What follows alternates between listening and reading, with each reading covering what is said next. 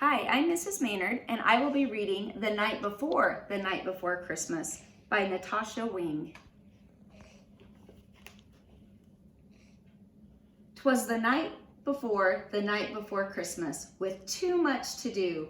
Our tree wasn't up yet, and Mom had the flu.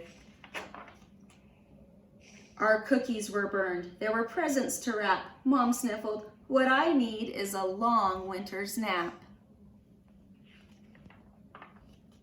But instead, we drove miles to go get our tree. Last week there were millions. Now there were 3.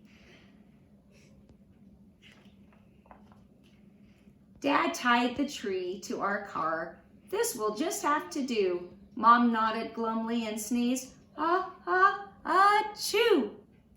We dragged in our tree through the front door. It dropped half its needles all over the floor. Just then Patrick pointed to something quite shocking. Oh no, there were holes in everyone's stockings.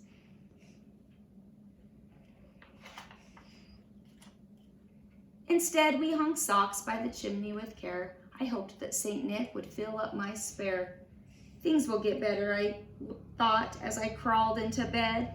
Maybe visions of sugar plums will dance in my head. Instead, I lay wondering, gazing up at the moon. What on earth is a sugar plum? Is it a candy or a prune?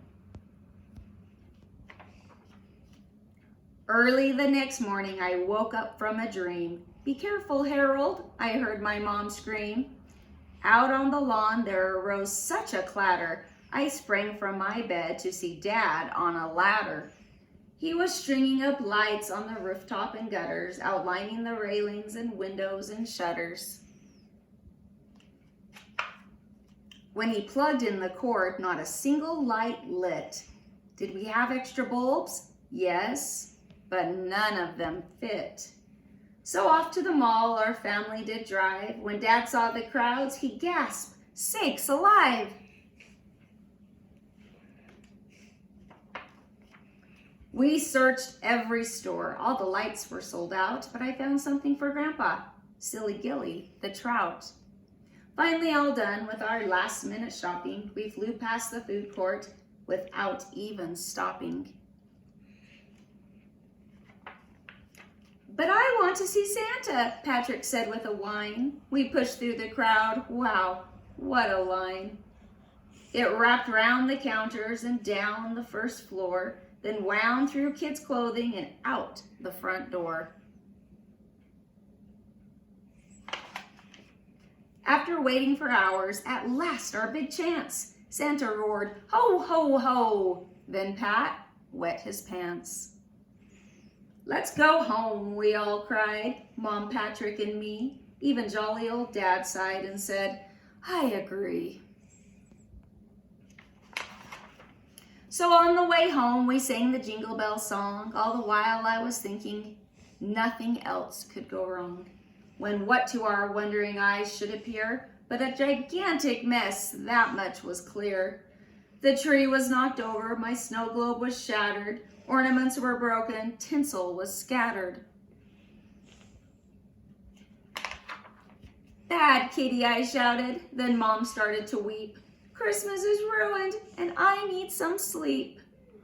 "No, it's not, Sugar Plum. These things are just stuff. Christmas is about love, and we have quite enough." He tucked Mom in bed for some much needed rest. Then we 3 busy elves all gave it our best. As snow gently fell, turning the earth sparkly white, I knew in my heart Christmas would turn out just right. Dad read us a book and gave us a kiss. It was my favorite story, and it began like this. 'Twas the night before Christmas, when all through the house not a creature was stirring, not even a mouse. Merry Christmas.